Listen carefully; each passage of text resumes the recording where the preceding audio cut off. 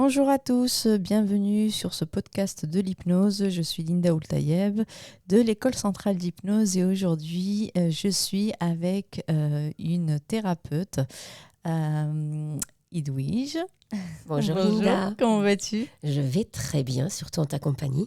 Super. Alors Edwige, peux-tu nous dire qui es-tu? Qui je suis? Un grand mot, ça change tous les jours. Ah ça. Déjà, je suis diplômée de l'École centrale d'hypnose depuis février 2020. Mhm. J'ai ouvert mon cabinet qui s'appelle donc De vous à vous depuis 2021 et je travaille aussi en entreprise. Ok. Alors aujourd'hui nous allons parler d'un sujet que beaucoup de gens connaissent, c'est le burn-out. Est-ce que tu peux m'en dire plus et surtout, est-ce que tu peux me dire pourquoi ce sujet? Ah, pourquoi ce sujet?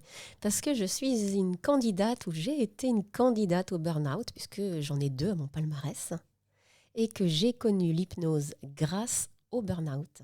Ok. Quand je suis arrivée à l'École centrale d'hypnose, c'était en février 2019. C'était au tout début de mon deuxième burn-out.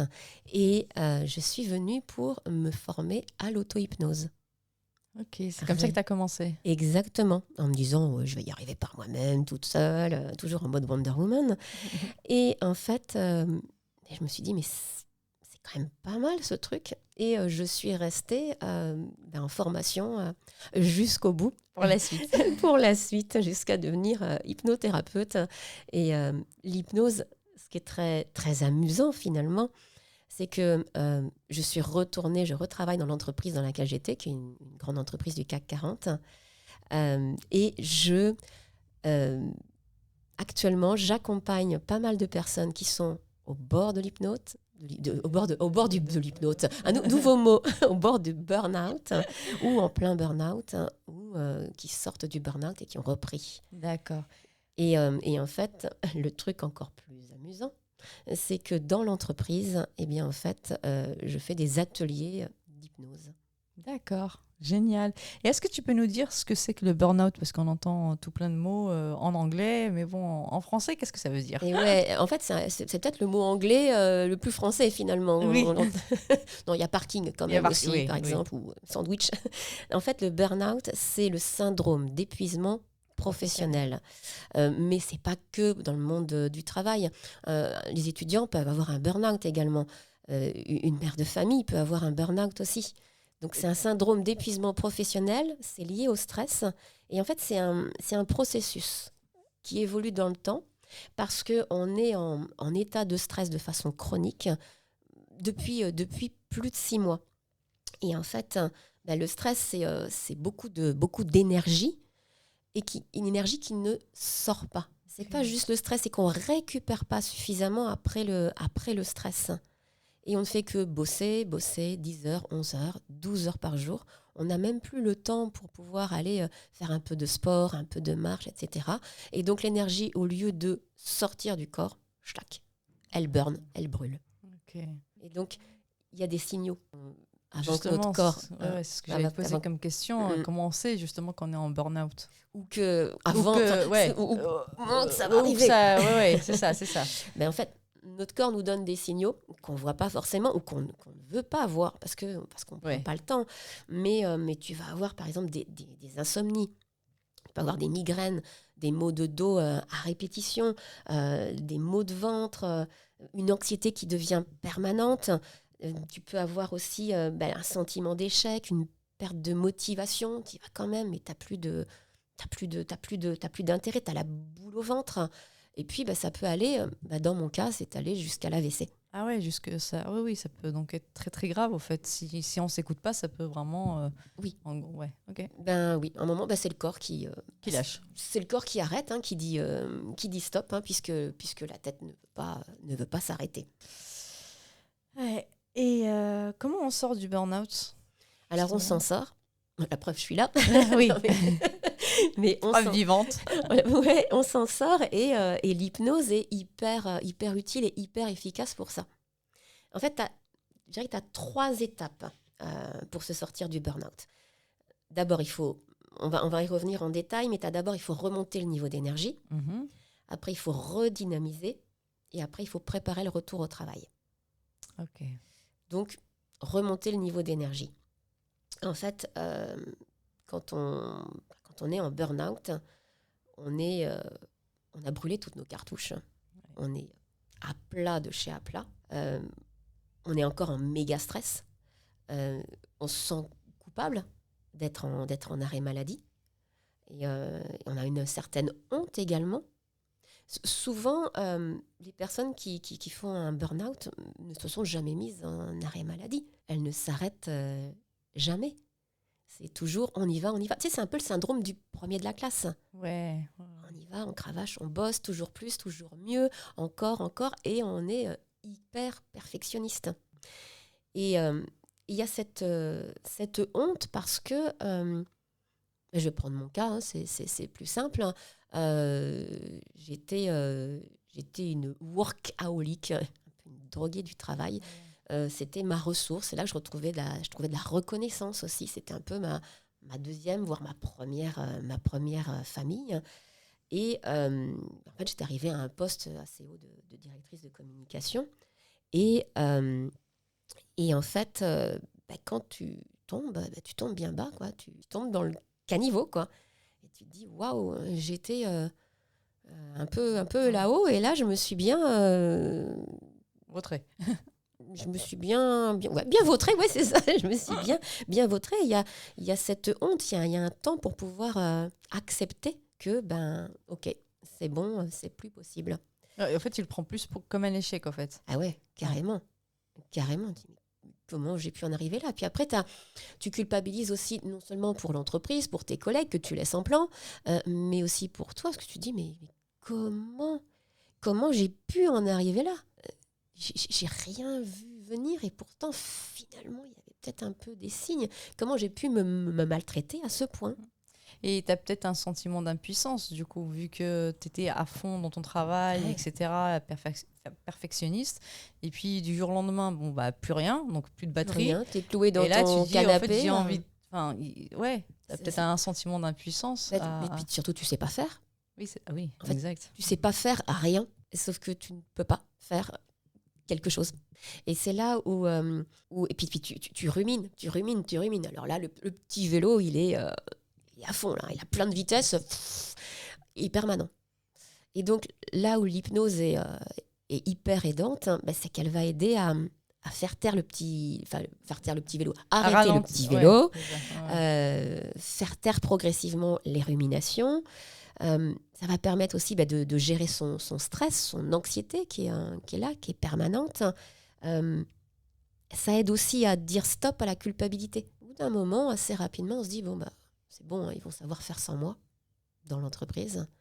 Et puis, tu te rends compte que tu es en train de t'aider un peu, de t'écouter, de découvrir, d'avoir un petit peu plus de douceur avec toi-même. Donc ça diminue la culpabilité. Et puis, l'hypnose est hyper importante aussi pour gérer son sommeil, parce qu'il est important de se reposer. De récupérer, bien sûr. De récupérer. Et comme je le disais tout à l'heure, le burn-out, c'est lié à plein de stress pendant longtemps et on ne décharge pas le stress. Donc, on pourrait se dire, tu es en épuisement. Ok, donc repose-toi. Oui, mais se reposer, c'est pas forcément dormir, d'autant plus que tu n'y arrives pas forcément. Ouais. C'est aussi bouger. Donc reprendre une activité, mais qui nous plaît. Ça peut être, je sais pas, d'aller faire du jardinage. Ça peut être d'aller marcher. En ce qui me concerne, j'allais marcher tous les jours. Qu'il vente, qu'il pleuve, qu'il neige. J'arrivais quand même à trouver la force. Je pense que l'hypnose m'y a aidé. De tous les jours, aller, j'habite à côté du bois de Boulogne, aller marcher dans le bois, marcher. Et ça fait beaucoup de bien parce que ça permet de décharger cette énergie du stress qui est à l'intérieur de nous. Donc ça, c'était le premier niveau, c'est remonter donc le niveau d'énergie, la première étape. Après, tu vas redynamiser. Et donc, pour redynamiser, il y a plusieurs choses. Il y a par exemple et c'est hyper important, c'est de retrouver l'estime de soi. Là, on est dans le caniveau, l'estime de soi, autant dire que... Ouais, on prend un coup. Alors, on a pris un sacré coup. Et en fait, l'estime de soi, c'est quoi ? C'est la connaissance de soi, l'amour de soi, et puis c'est de la confiance en soi. Et là, encore une fois, l'hypnose, elle a toute sa place, parce qu'elle nous aide sur ces 3 domaines. On va apprendre aussi à se libérer du regard des autres. Oui, notamment du regard de tes collègues, ton patron. Exactement. Et Et puis ouais, ta famille aussi, qui t'a oui, toujours connue comme une Wonder Woman. Tu étais ça. peut-être parfois le pilier de ta famille et oh, le pilier s'est écroulé. Et donc se libérer du regard des autres, ça c'est une chose. Mais se libérer aussi de son propre Regarde. regard extrêmement critique, extrêmement Dur. jugeant, extrêmement dur, ouais. Et on apprend à faire ça avec, en étant accompagné. Et puis, il y a un truc hyper efficace, je trouve, c'est les FDJ. Ouais, ça me fait penser à la Française des Jeux. Mais bon, à mon avis, ça n'a rien à voir.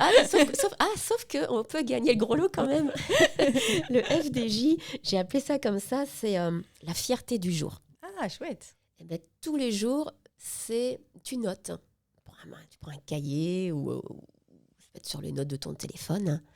Tu notes un petit quelque chose pourquoi tu es fier de toi. Et tu pratiques de l'auto-reconnaissance. Ouais. La reconnaissance, je vais encore prendre mon cas, je la trouvais au travail. Et là, il n'y a plus de reconnaissance. En plus, il n'y avait plus de raison d'avoir de reconnaissance, je les laisse en plan. Mais tu apprends à t'auto-suffire, t'auto-satisfaire et te rendre compte en fait que j'ai quand même fait ça. Tiens, aujourd'hui, je suis quand même allée marcher. Il pleuvait, j'aime pas la pluie, j'ai pas envie de me lever, je suis quand même allée marcher. Puis une fois que j'étais parmi les arbres, voilà, je me sentais bien, mais quand même, il a fallu que j'y aille. Et wow, bravo ma fille. Quoi. Tu peux même te prendre un peu dans les bras et dire ouais. Et là, Je l'ai fait. Je l'ai fait. Fierté, reconnaissance, FDJ, fierté du jour. Et puis, outre le fait de retrouver l'estime de soi, c'est aussi de redynamiser. En fait, pour se redynamiser, mais non, c'est dans le truc de se redynamiser, c'est de je m'emballe, c'est d'identifier les facteurs de risque. C'est-à-dire C'est-à-dire qu'il faut apprendre à mieux se connaître ses comportements. Comment est-ce qu'on en est arrivé au burn-out ? Ok. Parce qu'il nous prend par surprise. Tu sais, c'est un peu comme si tu étais sur un lac glacé, tu marches, c'est bon, j'ai l'habitude de marcher sur ce lac, et tout à coup, clac, tu as la glace qui se brise, et là, tu te retrouves dans l'eau glacée, tu es complètement tétanisé, paralysé, tu sais pas ce qui s'est passé, tu n'as pas vu le truc venir. Donc, c'est de comprendre ses comportements, de comprendre que, par exemple, tu fais partie du syndrome des premiers de la classe, que tu es toujours en quête de reconnaissance, que ton travail est bien fait. Et tu as besoin qu'on te dise que c'est OK, que tu as fait du super taf. Et puis tu as besoin aussi d'être content de toi-même. Et comme tu es hyper perfectionniste, tu n'es pas content de toi-même. Jamais. Ça aurait pu être encore mieux, encore plus. Donc tu détectes petit à petit ces comportements qui te dévalorisent pour le coup. Et qui t'ont amené au burn-out parce que tu en fais toujours plus, parce que tu te sens jamais satisfait. Voilà, ouais. Jamais assez. Donc, tu es monsieur ou madame plus.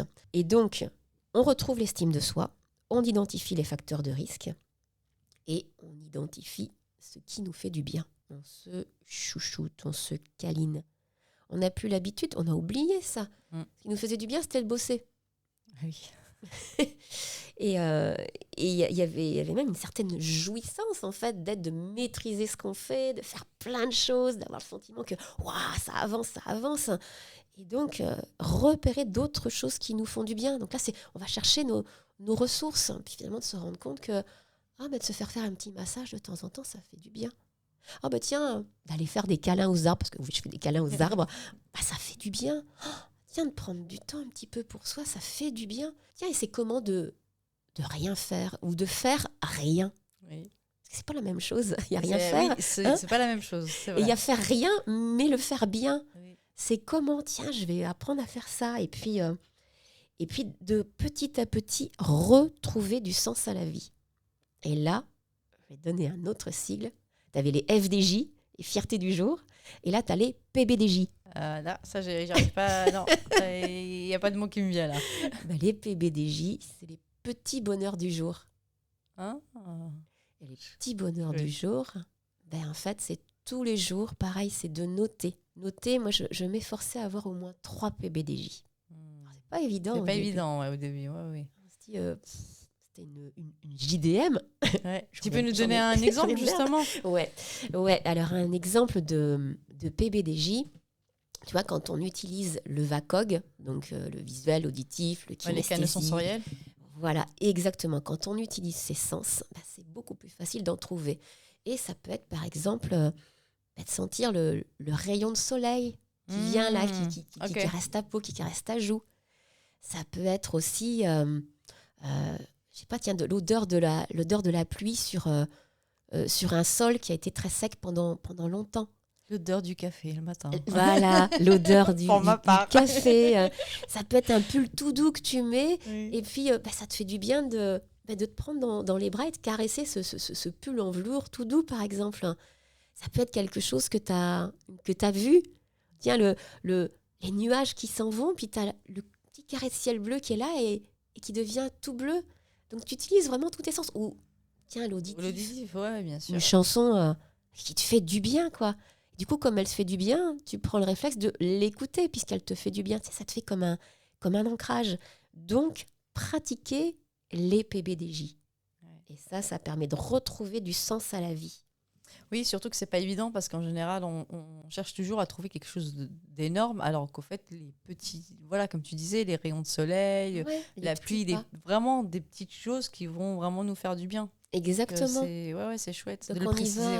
on y va pas à pas et on trouve des petites choses. On sait pas faire. Non, on sait pas faire parce qu'on a tendance à vouloir chercher quelque chose de gros, enfin de grand, et en fait non, vraiment ce que tu disais, voilà, le petit café ou et de prendre conscience que c'est bon. Oui. Et quand tu prends conscience au moment où tu bois le café, il est drôlement bon. Et puis tu te rends compte aussi que dans ta journée, en fait, tu as tout plein de petits moments. Oui, tu vois. exactement. En fait, c'est comme si on rééduquait notre cerveau à découvrir on a kiffé plein de choses dans notre journée, plein de petites choses, donc plein de petits bonheurs du jour. J'appelle ça des petits kiffs. Des petits kiffs, mais c'est petits kiffs. J'ai mon cahier des petits kiffs. Oui. Tu te souviens de ça, le cahier des kiffs? Le cahier des kiffs, exactement. Et ça, c'est hyper utile. Et en même temps que tu es en train de kiffer, tu es complètement au présent. Oui. Quand tu es complètement au présent, ton petit vélo, oui. Il n'y a pas de place. Il n'y a plus de place pour le petit vélo. Et donc, je te disais, il y a 3 étapes pour s'en sortir. Je rappelle, la première, on remonte le niveau d'énergie. La deuxième, on redynamise. Et la troisième, on se prépare pour le retour au travail. Et là, c'est bien de se faire accompagner aussi. Oui, parce qu'à mon avis, seul, c'est pas évident. Quand tu as la tête sous l'eau, faire ça seul, c'est pas évident. C'est pas évident. Puis tu te dis, waouh, comment je vais faire? Par quoi je vais commencer? Parfois, ça peut durer très longtemps, un burn-out. Ça peut durer 6 mois, plusieurs années. Il faut que tu apprennes à revenir au travail en disant, oui, alors ils m'ont vu Wonder Woman, maintenant je ne suis plus Wonder Woman. D'ailleurs, je ne veux plus être Wonder Woman. Là, tu dis, j'ai évolué. Mais, waouh, comment je fais pour gérer le regard des autres? Ok, j'ai été aidée en hypnose, mais quand même, est-ce que je vais y arriver? Je ne sais plus rien faire. Oui. Est-ce qu'ils vont m'accepter? Est-ce que je dois changer de poste? Est-ce que puis est-ce que j'ai encore un poste? Alors, oui, en plus. Moi, il s'avérait que j'avais toujours une place, mais que mon poste n'existait plus. Ah, voilà. Donc, je me dis, ok, comment je vais faire, quoi? Donc, il faut trouver des solutions. Donc, on se prépare pour le retour au travail. Et donc, l'auto-hypnose est hyper aidante dans ces moments-là, pour retrouver du calme, pour pratiquer. Mais même si c'est que 5 minutes, à mon avis, ne serait-ce que la respiration abdominale, déjà, je pense que ça va être ça. La cohérence cardiaque, aussi. Exactement, tous les exercices de respiration. Et en fait, moi, je pratiquais un truc qui est hyper utile. Quand je sentais que il y avait l'angoisse qui commençait à monter, je saturais mes sens. C'est-à-dire? En fait, notre cerveau, il est super bien foutu. Quand on utilise 3 sens, et je vais développer, il ne peut pas faire autre chose. Donc, par exemple, tu es en train de marcher et puis tu as une boule d'angoisse parce que tu te dis je vais reprendre le boulot. Et donc là, tu prends vraiment contact, prends conscience de tes pieds. Comment est-ce qu'ils se déroulent? Comment ton pied se déroule sur le trottoir? Tu commences par le talon, puis la pointe et ça recommence. Et en même temps que tu sens ton pied là, dans ta chaussette, dans ta chaussure sur le trottoir ou sur le sol, en même temps, tu regardes autour de toi. tous les détails, ce que tu vois de près, ce que tu vois de loin, les petits détails. Périphérique. Exactement, la vision périphérique. Et en même temps, eh bien, tu peux te dire, je sais pas, comme un mantra, genre je vais bien, tout va bien. C'est un peu la Danny Boone, je vais bien, tout va bien. Ou tu te trouves ta petite phrase qui te fait du bien. Et donc, tu as tes 3 sens qui sont occupés. Je peux te dire que ton cerveau, il peut pas faire autre chose. Donc, le petit vélo, il y en a plus. La boule d'angoisse, elle redescend. Puis tu prends des bonnes inspirations. Mais ça marche de folie. Tester et approuver. Et ça met pas longtemps. Donc, auto-hypnose, respiration, cohérence cardiaque, saturation d'essence.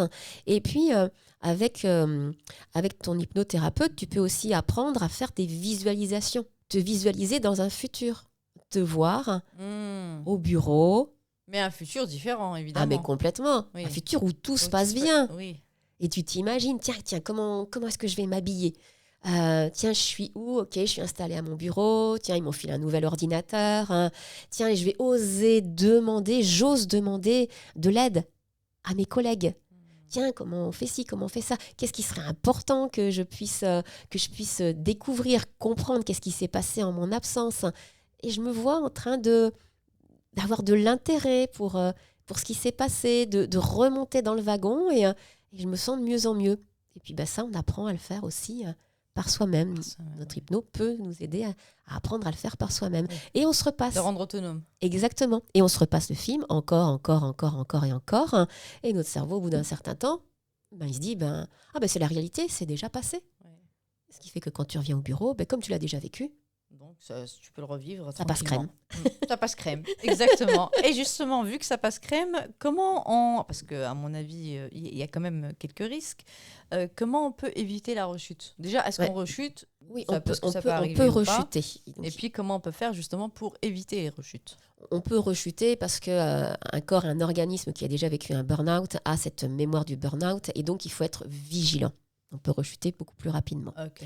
Donc, la première chose à faire, c'est de prendre rendez-vous avec son boss. Prendre rendez-vous avec son patron, avec son manager. Et en fait, c'est de lui expliquer que, on a eu ce burn-out pour telle raison. Parce qu'on avait une relation au travail qui n'était pas adaptée à toi. Exactement. Et donc, lui expliquer qu'il y a certaines choses qui doivent changer, de proposer des solutions et puis de se poser des limites. Okay. Se poser les limites, c'est bien beau. Il faut les respecter. Ouais, comme les résolutions du Nouvel An. Voilà, exactement. Si tu mets dans la combine, enfin, si tu en parles à ta famille, à tes proches ou même à des collègues avec qui tu t'entends bien, voilà, mes limites, c'est ça, eh bien, ces personnes, elles vont t'aider à respecter tes limites. Ouais. Parce que tu peux avoir tendance à retourner dans ton ancien toi. Dans ton ancien schéma, exactement. Et puis, c'est d'identifier au travail ce qui nous fait du bien. On a appris à identifier ce qui nous faisait du bien en dehors du travail. Et donc, on apprend à identifier ce qui nous fait du bien au travail, à retrouver de l'intérêt. Moi, je me souviens les premiers jours où j'ai repris le travail, je repartais du travail. J'avais comme ce sentiment que je n'avais pas le droit d'avoir kiffé des choses au travail. Okay. Je me disais non.